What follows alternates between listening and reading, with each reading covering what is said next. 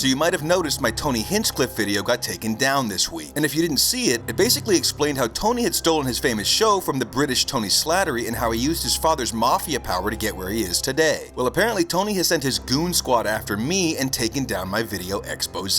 And today I received this letter in the mail stating, "I know you think you're funny making these videos, but let me just explain something to you. I own the comedy scene. In fact, I am the comedy scene. And I can promise you this. I will make sure you never succeed in this business, you pathetic little nobody. You just fucked with a hungry lion. Bad choice. I hope you enjoy chocolate cake. P.S. If you ever make another video about me or my friends, I'm gonna have you killed. You're lucky I've even let you live this long, so don't fuck around again, bitch." Signed, Tony Hinchcliffe. And he even wrote my name and address at the bottom of the letter. Well, I have no idea how he figured out my identity or address, but this is obviously getting serious. So according to Tony, if I make another video, he's going to kill me. Well, I guess you can consider me killed, Tony. So apparently Tony's ex-girlfriend, actress Taylor Ortega, is signed to an NDA and can't speak about anything that took place during their relationship. But the Kill Tony subreddit has apparently hacked into Taylor's iJournal and uncovered the real reasons the relationship ended. So first of all, this is a real thing. Vice did an article on this, you can look it up, and in San Francisco they have an annual masturbation endurance competition. I know this sounds like a true absurdity, but this is a real life thing that is happening. And the reigning champion's record is over 9 hours of jacking. Again, this is absolutely real, go look this up, verify it for yourselves. I know a lot of people out there doubt the TB facts, but check it out, it's real. But apparently Tony Hinchcliffe used to participate in these annual competitions behind Taylor's back. And when she found out, she was shocked and demanded he choose her or the competitions. And well, you can guess what Tony chose. He is rather competitive. And apparently Tony tried to claim that this wasn't even sexual, it's just a competition and it's about dominating and winning. But when you see this room full of men masturbating with cameras and judges watching, it's hard to imagine how one could find themselves here unless they're a real freak. And you know, it's funny because Tony acts like he's so above it all and elite, but it's just come out that he's franchising the Kill Tony idea to Lutheran churches across America. So he made this religious version of Kill Tony that he sold, and he's even attempting to get this franchise into middle schools, claiming that learning your voice in comedy is the most important lesson of all. But in reality, it's just to make money, and we all know this. All these modern comedians are the same. No one out there even knows their stand-up material. We all just know their brand. And these people that claim to be comedians constantly have guests on their show that they would actually be making fun of if they were truly comedians. In reality, they're just recreating the stale network fraudulence of Jimmy Fallon and James Corden, but they're doing it by choice. It really kind of makes you miss the old days. The day of Jay. And you might not know this, but the only reason Tony moved his entire life to Austin, Texas is because Interpol had started questioning him regarding the death of the original host of Kill Tony, Tony Slattery. And by moving out of state, he bought himself another few years as Interpol has to reapply all their previous search warrants. Things just get stranger and stranger with Tony. He really is the next John McAfee. Now, while making this expose, I couldn't stop thinking about that one line in Tony's letter.